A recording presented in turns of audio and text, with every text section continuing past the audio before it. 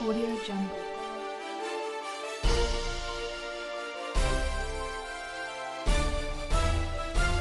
Audio Jungle.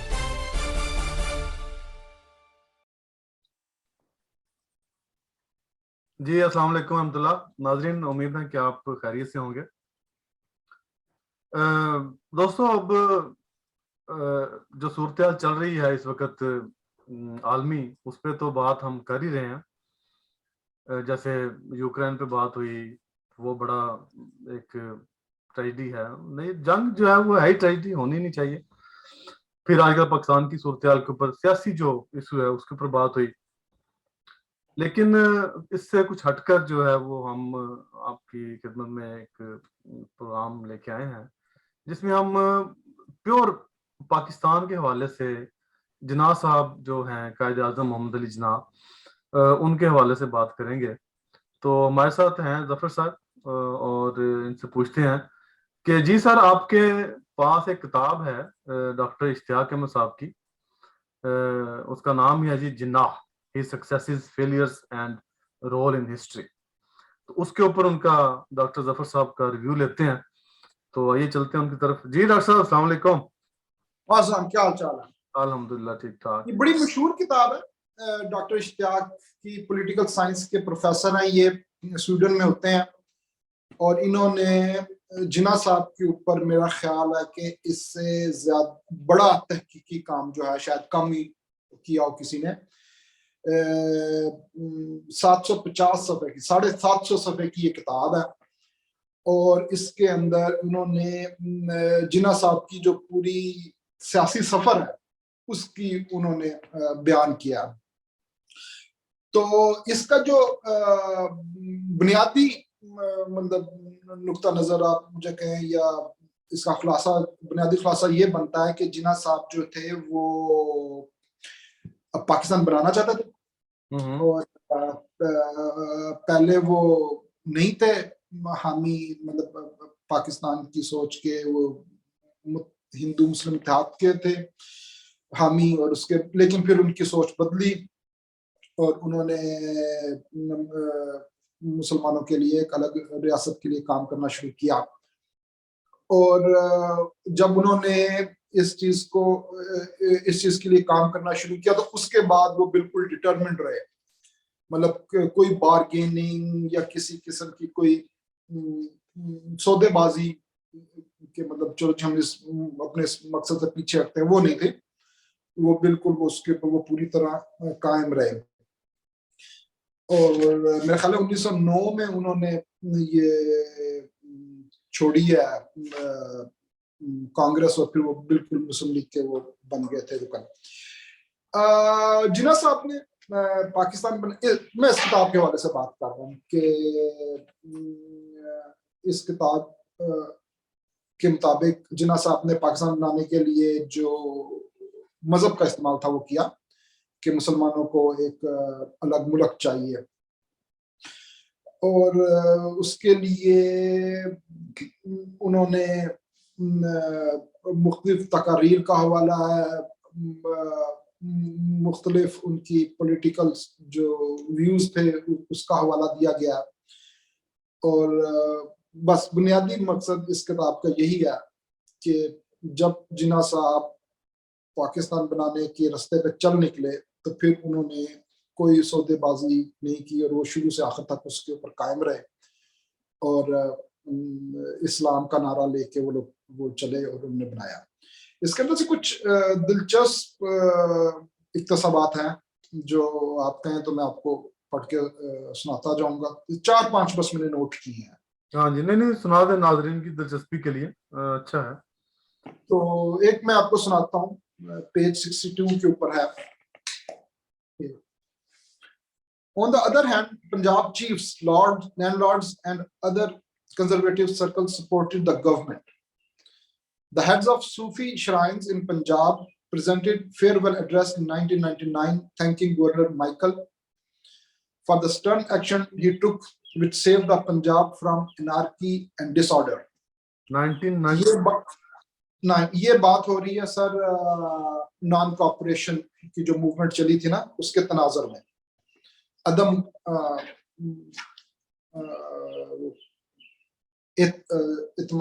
क्या कहना है कि जो नॉन कॉपरेशन की जो मूवमेंट चलाई थी 1919 में, उसके तनाजुर में बात हो रही है।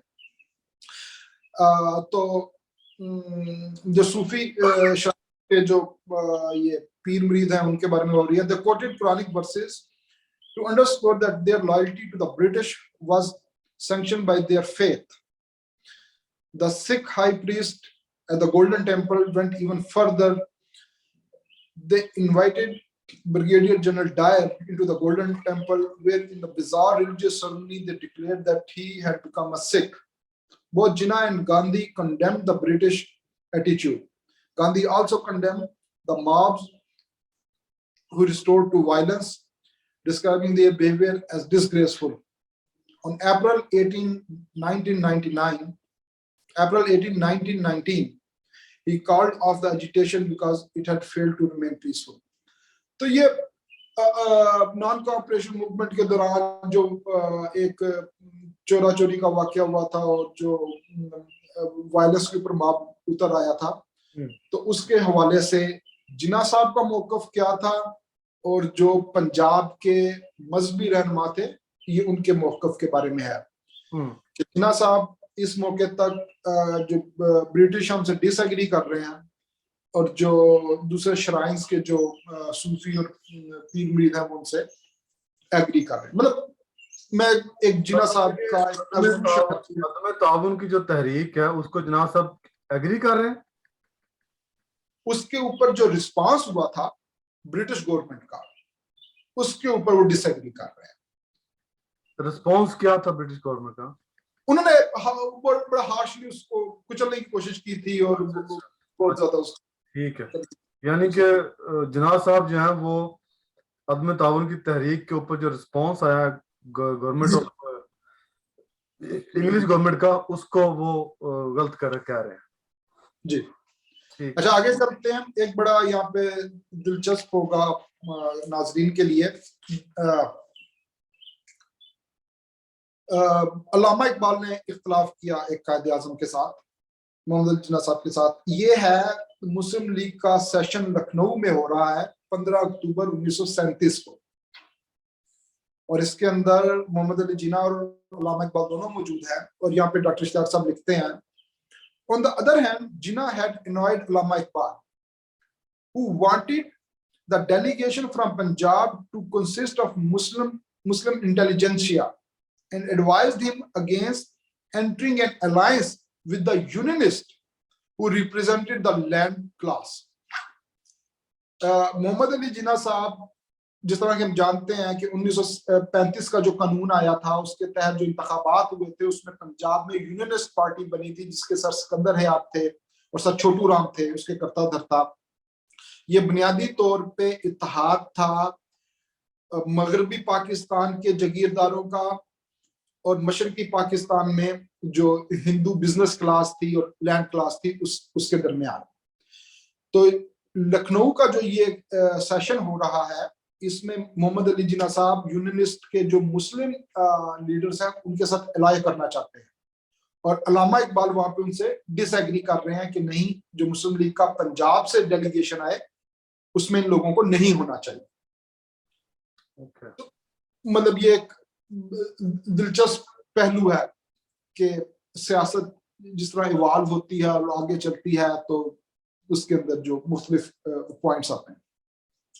अच्छा, अब जिन्ना साहब की पॉलिटिक्स के बारे में कुछ कोट मैं पढ़ना चाहता हूँ।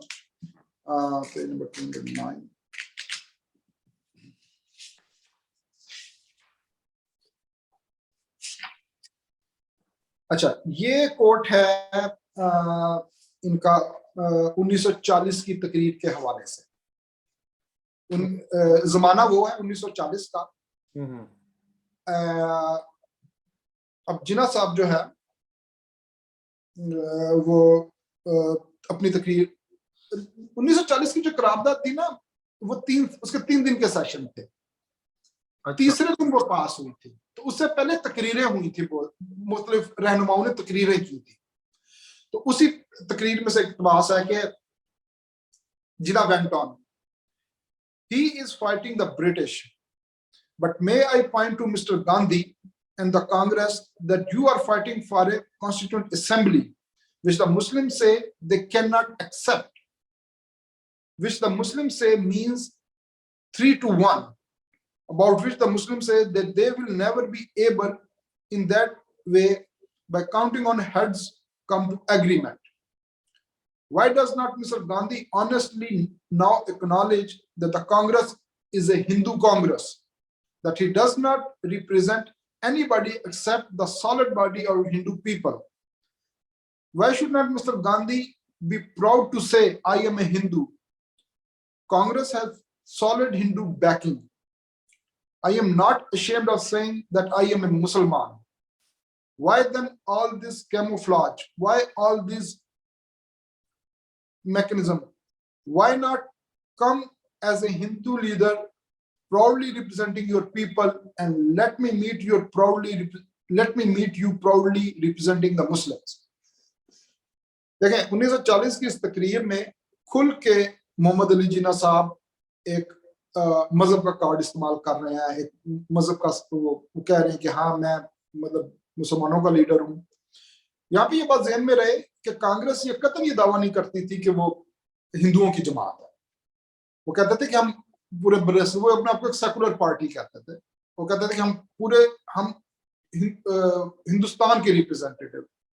तो यहाँ पे तनकीद है मोहम्मद अली जिन्ना साहब की गांधी के ऊपर कि कांग्रेस एक ओवरवेलमिंगली डोमिनेटिंगली हिंदू पार्टी है, तो आप एज ए क्यों आपको शर्म महसूस हो रही है अपने आप को एक हिंदू लीडर के ऊपर रिप्रेजेंट करते हुए? मुझे तो कोई शर्म नहीं अपने आप को मुसलमान लीडर के तौर पे रिप्रेजेंट करते हुए।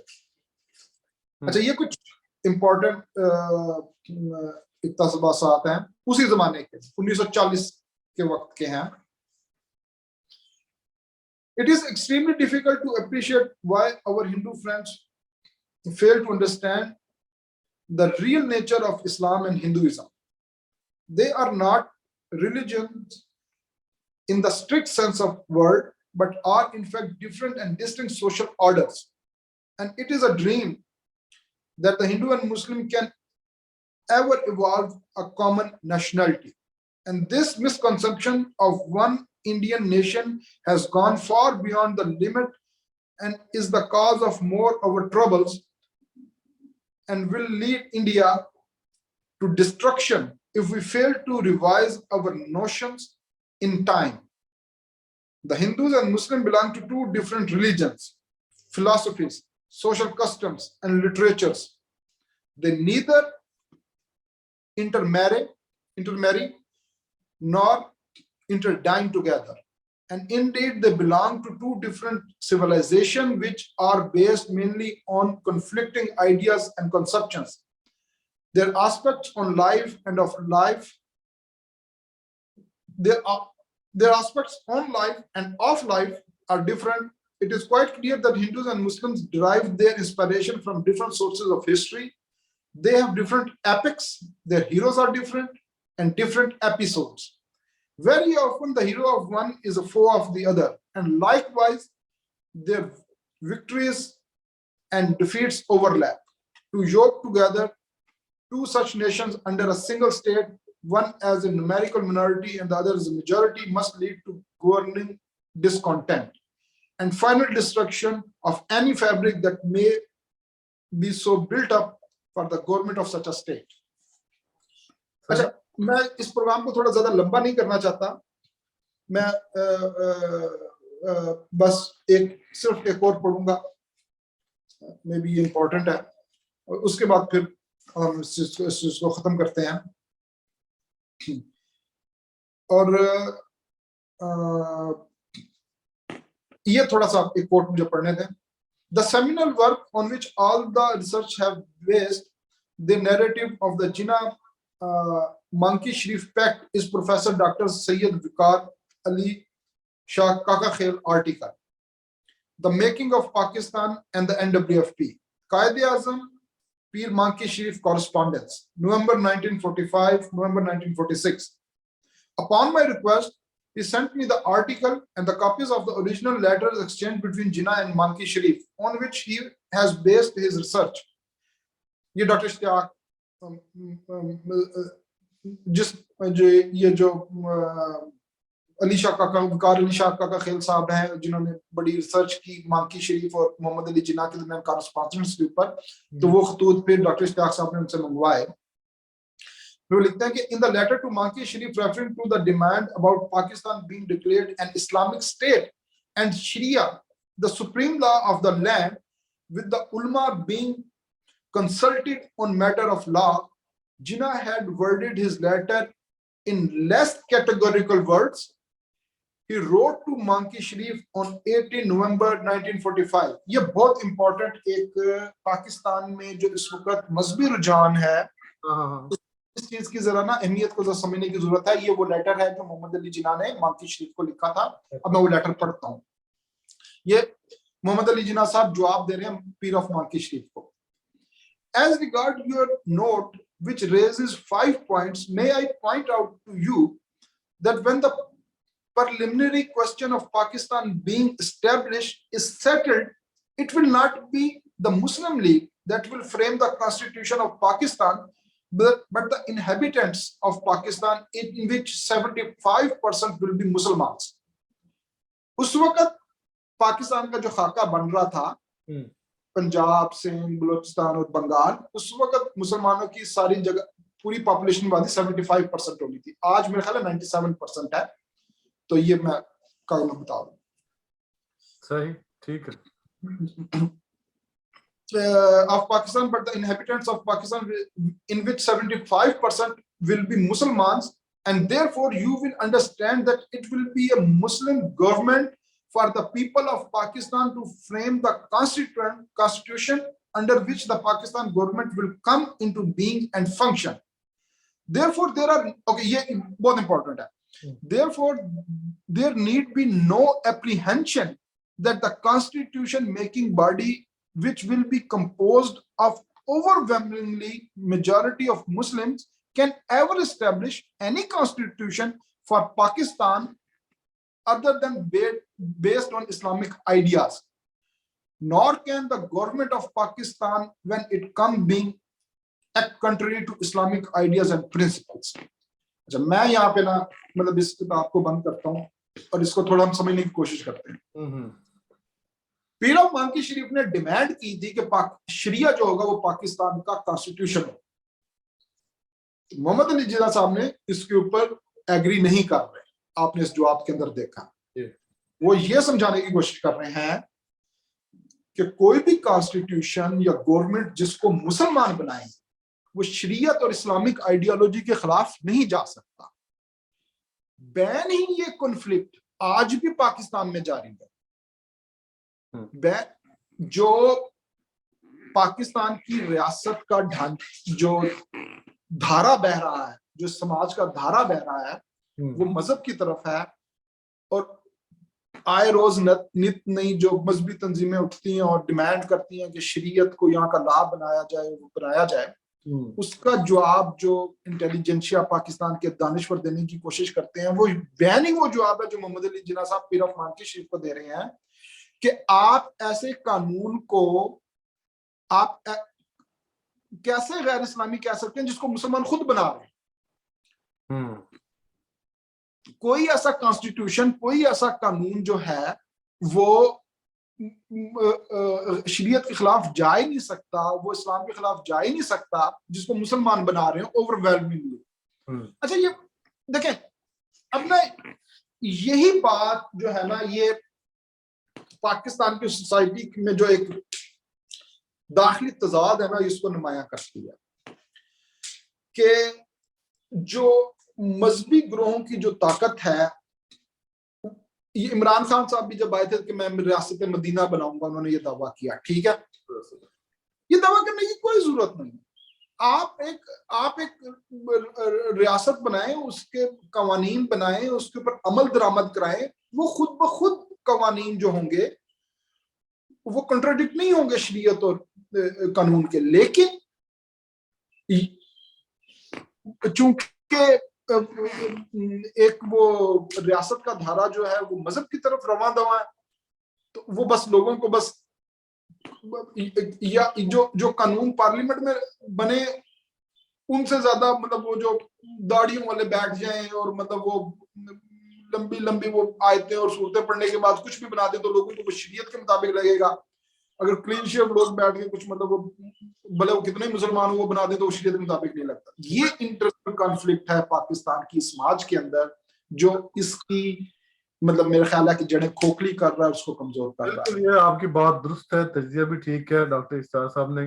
देखिए, ये जो बात आपने की ना कि ये मजहबी कार्ड इस्तेमाल करने की बिल्कुल कोई जरूरत नहीं है, ना ही रियासत मदीना को असल में उसने इस्तेमाल किया है, क्योंकि मेजॉरिटी ऑफ पाकिस्तानी पीपल्स जो है वो समझती नहीं है कि फलाही रियासत जो है वो होती क्या है। तो उसने शायद नादानिस्ता, ये तो खैर नियत का कुछ नहीं कहा जा सकता, लेकिन उसने बहरहाल ये इस्तेमाल किया है।